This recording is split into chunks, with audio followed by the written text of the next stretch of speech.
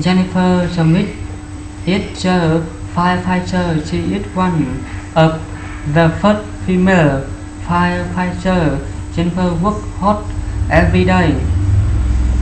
Jennifer eats exercise every day. She lives with she wants her muscle to be very strong. She serves people live very day. She lives very strong. Jennifer is married. Her husband is the school teacher. Jennifer husband is proud of her. Jennifer is a mother. She has two daughters.